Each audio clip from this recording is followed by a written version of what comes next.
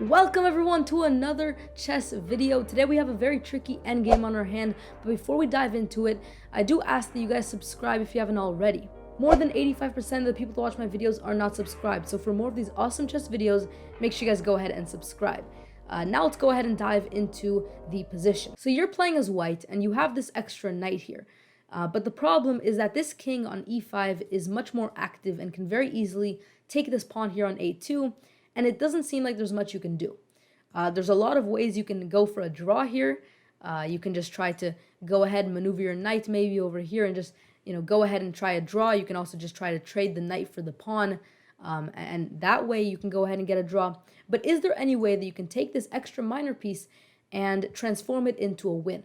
There actually is, and that's what makes the endgame so tricky. It seems very hard, especially considering your king is such, is so out of the game. So it seems very tricky to be able to win in this position, but you can. So at this point, I do ask you to pause the video and try to find the winning move. And once you think you have it, make sure you unpause. So hopefully you had some time to think about this puzzle. Let's go into the solution. So the first thing you might have noticed is moves with the knight, because the knight seems like the only piece you have at your disposal because the king is so far away.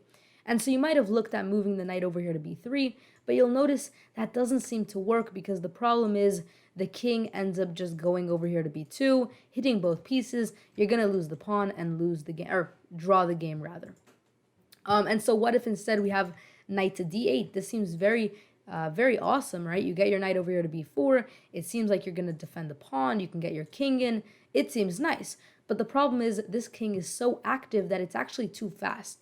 And the king comes over here to c3, and now your knight can't actually go to b4. So maybe you wait, you play a waiting move, you try to just make the king move, but the problem is then the king has king to b2, hitting the pawn, forcing you to go ahead and play b4, and now the king has c3, the knight has to move back, and you're just going to end up repeating here, and that's obviously not what you want, because you want to win this position, because it is indeed possible.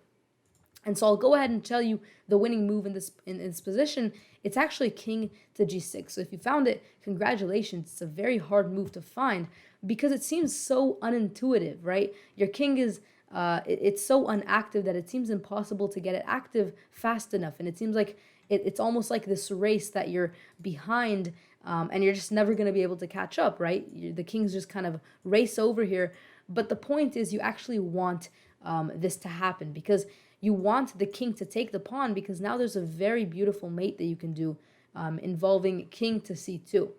And with king to c2, notice you're blocking this king from entering the b file, and therefore the king has to go to king a1, and now you just have many different ways to mate. The most accurate one is knight to c5. If we see a2, then you go here and you have mate. But what if instead we see a2 with the king? This is a little bit more tricky. It definitely is, because obviously this is just going to be stalemate.